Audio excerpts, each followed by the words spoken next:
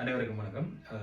நாங்கள் வந்து ஜேகேஎஸ் சார்பாக சில பல பொறியியலாளர்களை பேட்டி எடுக்கலாம்னு ஸ்டார்ட் பண்ணியிருக்கிறோம். அந்த வகையில் நேற்று அது கராத்தே மாணவனுக்கு ஒரு துறை சார்ந்த ஒரு ஆஃப்டர் லெவல் அவர் பொறியியல் துறைக்கு போயிட்டு அதுக்கு பிறகு எப்படி அவற்ற பயணங்கள் இருக்கணுமென்று சார்ந்து எனது நண்பன் ஹோராட்டை வந்து அறிவுரைகள் கேட்டிருந்தோம். மருத்துவ பல்கலைக்கழக பொறியியல் பட்டதாரி.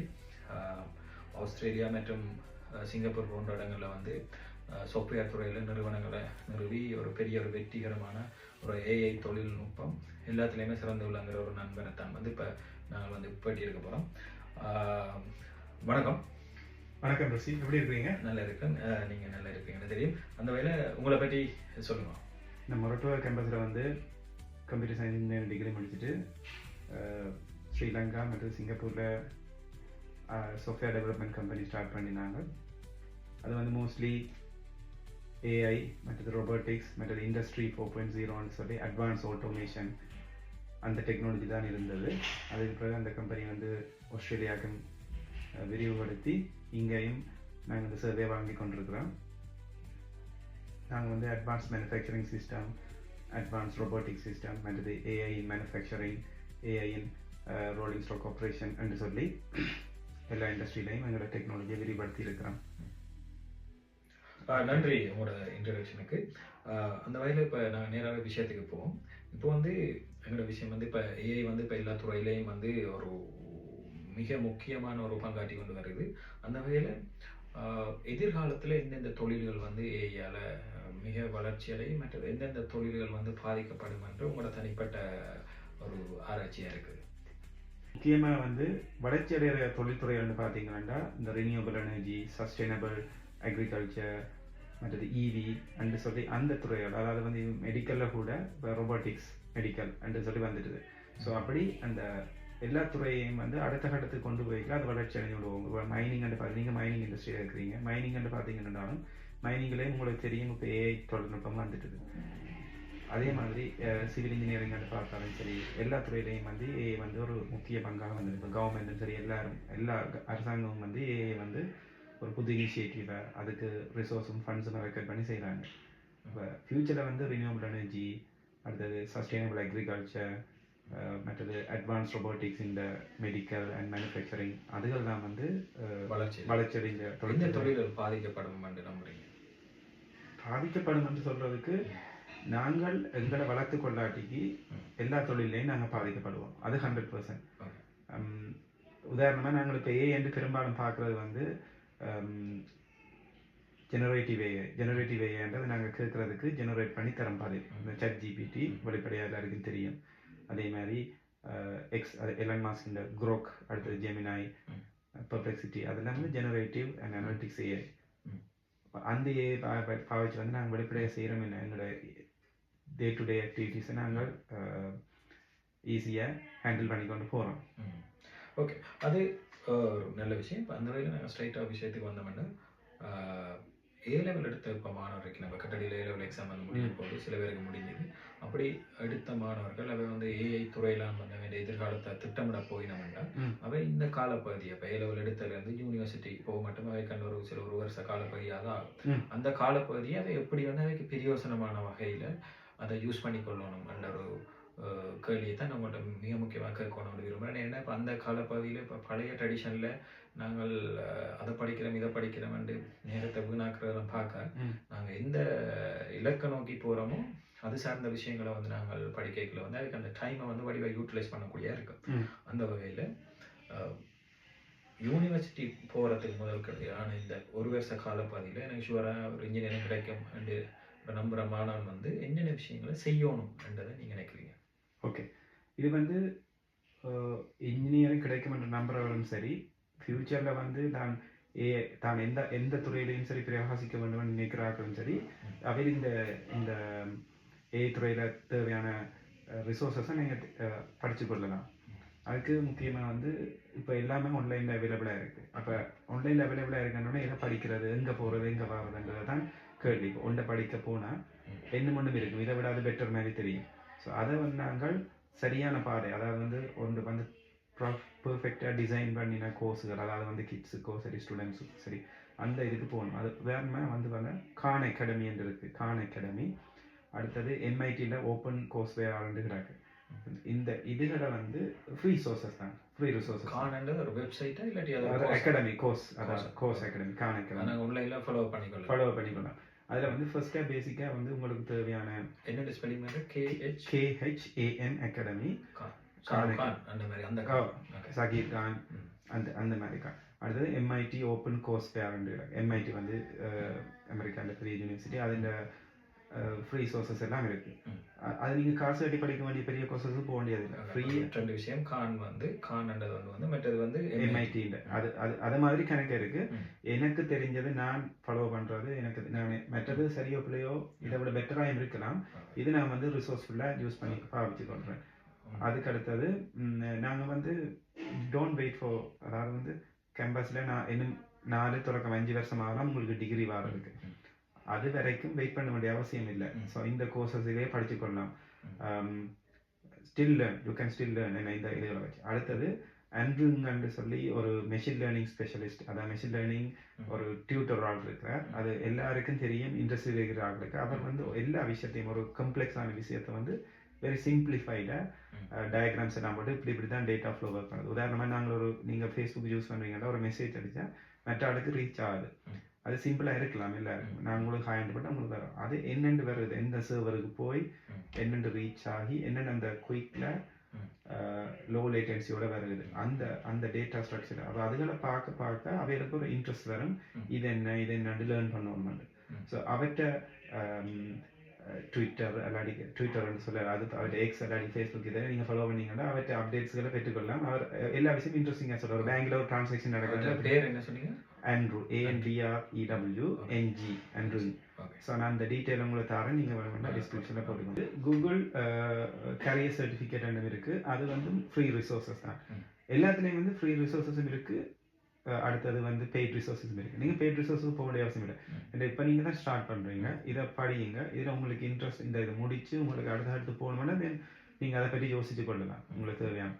ஆனால் இந்த ஒரு வருஷத்தை நீங்கள் இப்படி இந்த ரிசோர்ஸஸ்லேயே உங்களுக்கு ஃபுல்லாக காணும்.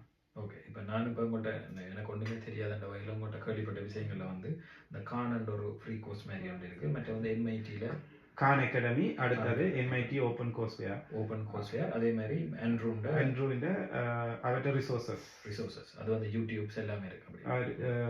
யூடியூப்ல இருக்கிறத நான் பார்க்கணும். மற்றது வந்து எக்ஸ் தளத்தில் இருக்கு. எக்ஸ் தளத்தில் அவரை இப்படித்தான் நீங்கள் அந்த இன்ட்ரெஸ்டிங்காக டாப்பிக்கை ஃபாலோ பண்ண வலிக்கிட்டா அது சம்மந்தமான டாபிக்ஸ் தான் உங்களுக்கு வேறு தேவையில்லாத டாபிக்ஸ்கள் வராது இல்லையா? அதுதான் ஒன்று. அப்போ உண்மையிலே ஒரு ஒரு முக்கியமான விஷயம். இந்த 3 விஷயத்தை வந்து இந்த காலப்பகுதியில் இது வந்து ஒரு பூரணமாக அடைஞ்சு கொள்ளாட்டியும் அறிவு ரீதியாக ஒரு அதுக்குரிய ஒரு ஆரம்பங்கள் உங்களுக்கு இன்ட்ரெஸ்ட்டை ஏற்படுத்தி கொள்ளலாம். அதாவது இப்படித்தான் ஒரு ஏஐண்டா இப்படி ஒர்க் பண்ணுது, அதாவது வந்து ஒரு குவாரியண்டா இப்படி ஒர்க் பண்ணுது, அது எல்லாத்தையும் நீங்கள் படித்து கொள்ளலாம். ஓகே. இந்த ரிசோர்ஸ் வந்து மாணவர்களுக்கு மிகவும் உதவியாக இருக்கும். மற்றது வந்து வேறு ஏதாவது விஷயங்கள் வந்து காமனான விஷயங்கள், நாட் ஓன்லி ஏஐ சார்ந்து இல்லாமல் இல்லாட்டி எந்தெந்த விஷயங்களை வந்து மாணவர் வளர்த்து கொள்ளணும் என்றதை நீங்கள் வந்து விரும்புகிறீங்க இந்த ஒரு ஃப்ரீ ஒரு வருஷ காலப்பகுதியில்?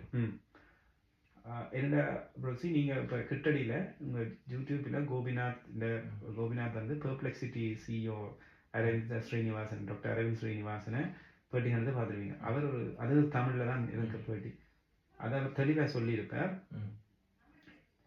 இப்போ முந்தி வந்து நாங்கள் ஒரு கேள்விக்கு பதில் தெரியணும்னா ஒன்றில் டீச்சர்ஸ்கிட்ட போகணும், இல்லாட்டிக்கு இது புக்ஸ் வாசிக்கணும், ரிசோர்ஸ் எடுக்கணும். கேள்வி எங்களுக்கு கேளும், அதுக்குரிய பதிலை தேடுறது கஷ்டமாக இருக்குது. இப்போ பதில் எல்லாம் உங்களோட ஃபிங்கர் டிப்ஸ்லேயே இருக்குது, உங்கள் ஃபோன்லேயே இருக்குது. ஆனால் கேள்வி கேட்க தெரியணும். அப்போ அந்த கேள்வி கேட்க தெரிகிறதுக்கு கேள்வி ஞானம்ன்றது வந்து அது வந்து நீங்கள் உங்களுக்குரிய இன்ட்ரெஸ்டாக உங்களுக்கு என்ன துறையில் ஆர்வம் இருக்கோ அந்த துறை சம்மந்தமான எல்லா நாலேஜையும் ரிசோர்ஸையும் எடுத்துக்கொண்டா இது எப்படி இயங்குது. இப்போ ஃபிசிக்ஸ் எங்களுக்கு படிப்பிச்ச ஆசிரியர் மாதிரி சொல்லியிருக்கிறேன். உங்களுக்கு அடிப்படை தெரிஞ்சிருந்தால் தான் எல்லாம் தெரியும். அதாவது வந்து எல்லாத்தையும் எப்படி இயங்குது, எப்படி செயற்படுதுன்ற அடிப்படை ஆர்வம் இருக்கிற அந்த கேள்வி கேட்க தெரிய ஞானத்தை வளர்த்துக்கொள்ளணும். நான் எனக்கு விளங்கிட்டு இப்போ நான் ஷோர்ட்டாக நான் என்ன யோசிக்கிறேன்னா, இப்போ எதிர்காலத்தில் வந்து இப்போ ஏஐ என்ற ஒரு விஷயங்களை நாங்கள் பார்த்தாலே அதில் வந்து ஆன்சர் வந்து எல்லா இடத்துலையும் இருக்குது. நாங்கள் வந்து கேள்விகளை சரியாக கேட்டோம்னா அதுக்குரிய ஆன்சர் வரும். அப்போ ஒரு சராசரி மாணவன் வந்து வளர்த்து கொள்ள வேண்டிய ஆற்றல் வந்து கேள்விகள் கேட்கணும். ஹவ் வைன்னு சரியான கேள்விகளை ஏன் கேட்கணும். எதுக்கு அப்படி என்ற விஷயங்களை வந்து சரி. சரியா கேட்கணும். கேட்க தெரிஞ்சாலும் பதில் உங்களுக்கு கிடைக்கும். ஓகே, கேள்வி கேட்கிற பழக்கத்தை வந்து வளர்த்து கொள்ளணும். சரியான கேள்வி கேட்கணும். பொதுவாக எங்க சமூகத்தில் கேள்விகள் கேட்டா வந்து ஒரு வகையான சில பல பிரச்சனைகளை உண்டாகக்கூடிய மாதிரியான ஒரு விஷயமா இருந்தாலும் நாங்கள் வந்து தொழில் ரீதியான அபிவிருத்திகள் வரைக்குள்ள ஒரு ஆராய்ச்சிகள் ரீதியான ஒரு விஷயங்கள் வரைக்குள்ள ஒரு விஷயத்தை டீப்பாக வரைக்கும் வந்து கேள்விகளை வந்து கேட்குற ஒரு ஆற்றலை வளர்த்து கொண்டோம்னா எங்களுக்கு வந்து இனி எதிர்காலத்தில் வந்து எல்லா இடத்துலையும் ஆன்சர் இருக்கு. அப்போ கேள்வியை சரியாக கேட்டோம்னா அதுக்குரிய சரியான ஆன்சர் நீங்களும் படிக்கல. சில கேள்வியெல்லாம் உங்களுக்கு கூச்சமா இருக்கும், சில இடங்கள்ல கேட்கறது மற்றதுக்கு இந்த இடத்துல கேட்கலாமா கேட்கக்கூடாது. சில நேரம் டீச்சர்கிட்டே போய் இந்த டவுட் கேட்கலாமா, உங்களோட ஃப்ரெண்டுகிட்ட இந்த டவுட். இப்போ அந்த கவலையே இல்லை, உங்களோட அறைக்குள்ள இருந்தோடனே இந்த கேள்வியெல்லாம் கேட்கலாம். சரியான கேள்வி, பிள்ளையான கேள்வி எதுவும் கேட்கலாம். ஆன்சர் இருக்கு. அதை நீங்கள் சரியான கேள்வியை கேட்டு உங்களை வளர்த்துக்கணும். அப்போ எதிர்காலத்தில் ஒரு மாணவன் தன்னை வளர்த்துக் கொள்றதுக்கு சரியான கேள்விகளை கேட்குற ஆற்றலை வந்து வளர்த்துக்கொள்ளணுன்றதை வந்து நாங்கள் தெரிஞ்சு கொண்டோம். உண்மையில இது ஒரு மிகவும் ஒரு முக்கியமான விஷயங்களை வந்து நீங்கள் சொல்லியிருந்தீங்க. மற்றது ரோசி, நானும் உங்கள்கிட்ட கேட்கணும். நீங்கள் இப்போ மைனிங் இண்டஸ்ட்ரியில் இருக்கிறீங்க. அதில் இப்போ எந்த இண்டஸ்ட்ரி வந்து வேறு சோஃபியா, இப்போ உங்களோட மைனிங் இண்டஸ்ட்ரியில் வந்து நீங்கள் எப்படி இப்போ ஏஐ யூஸ் பண்ணுவீங்க? எனக்கு ஒரு ஆர்வமாக இருக்குது, அது சம்மந்தமாக அறிஞ்சு கொள்வதற்கு.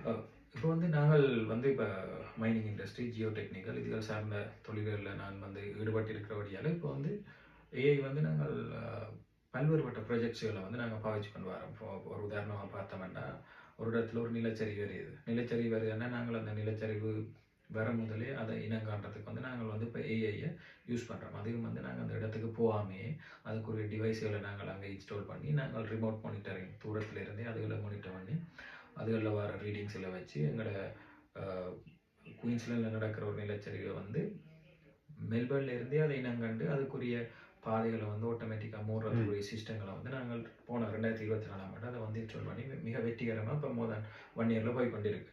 நிலச்சரி வரப்போகுதுன்னா அந்த டிவைஸுகள் இனங்கண்டு ஆட்டோமேட்டிக்காக மெயின் ரோட்டுகள் வந்து பூம் கேட்ஸ் எல்லாம் ஆட்டோமேட்டிக்காக மூடப்படும். ஏன்னா அந்த இடங்கள் வந்து டவுன்ல இருந்து கணக்கு தூரம் உள்ளுக்கிற ரீஜனல் ஏரியாவில் இருக்கிறபடியால் ஸ்டாஃப்ஸ் வந்து அதை அக்சஸ் பண்ணுறது சரியான கஷ்டமாக இருக்கும். அப்போ நேச்சுரலாகவே ஆட்டோமேட்டிக்காகவே நாங்கள் இந்த ஏஐ யூஸ் பண்ணி செட் பண்ணின இந்த சிஸ்டங்கள் வந்து மிக வெற்றிகரமாக அரசாங்கத்துக்கு மிகவும் உதவியாகவும் அது சார்ந்த நிறுவனங்களுக்கு மிகவும் உதவியாகவும் இருக்குது. அதே மாதிரி மைனிங் சார்ந்த துறைகளையும் வந்து நாங்கள் ஏஐ சார்ந்து மைன் டெய்லிங்ஸில் வந்து பலதரப்பட்ட ஏஐ சார்ந்த விஷயங்களை வந்து நாங்கள் யூஸ் பண்ணி கொண்டு வரோம்.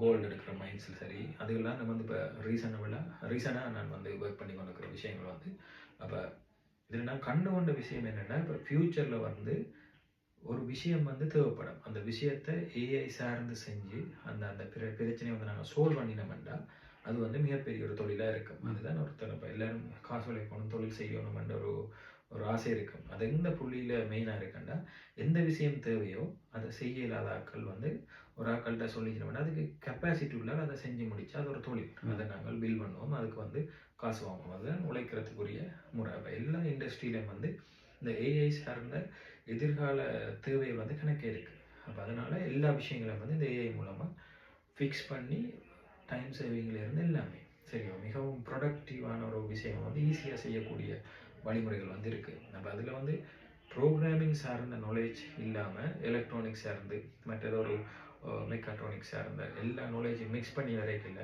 ஒரு இண்டஸ்ட்ரியில் வர ஒரு பிரச்சனையை வந்து நாங்கள் அதை தீர்த்து அதுக்குரிய சொல்யூஷனை நாங்கள் கொடுக்கல வந்து நாங்கள் வந்து தொழில் ரீதியாக வளர்ந்து கொண்டு வரோம். இதான் வந்து என் சார்ந்த அனுபவங்கள் கடந்த காலங்களில். சரியா. ஓகே, நன்றி தனஞ்சன். உங்களோட மிகவும் ஒரு முக்கியமான உங்களோட டைமை ஸ்பெண்ட் பண்ணி மாணவர்களுக்கு வந்து ஒரு சரியான ஒரு ரிசோர்ஸஸ்களை சொல்கிறபடி. ஏன்னா இப்போ நாங்கள் சின்ன இருக்கைக்கெல்லாம் எங்களுக்கு கடவுள் மாதிரி தான் எங்களோட ஆசிரியர் எங்களை வழிபடுத்தி எல்லாம் கொண்டு வந்தவர். ஒரு யூனிவர்சிட்டி அதை தாண்டின பிறகு அதுக்கு போகைக்குள்ள அதுக்கு அங்கே பாதையில் செதுக்கிறதுக்கு வந்து சரியான வழிநடத்துகள் வந்து கிடைக்காம இருந்தது. சரி, அப்போ அப்படிப்பட்ட விஷயங்களை வந்து மாணவர்கள் போய் கிடைக்க இப்போ எல்லாரும் யோசிக்கிற ஓலவில் வந்து ஓலவில் முடித்தா சரிண்டு அப்படி இல்லை. அப்புறம் வந்து ஏழுவில் முடித்தா சரின்னு அப்படி இல்லை. ஏழுவில் முடிய யூனி முடித்தா இல்லை. அதுக்கப்புறம் கரியர், அந்த கரியரை நோக்கி தான் இங்கே இருந்து ஸ்காலர்ஷிப்லேருந்து எங்களோட பாதைகள் இருக்குது. அப்போ அவங்களால என்ன செய்கிறோமோ அதை தான் லாங் டேர்ம் வந்து செய்ய போகிறோம்.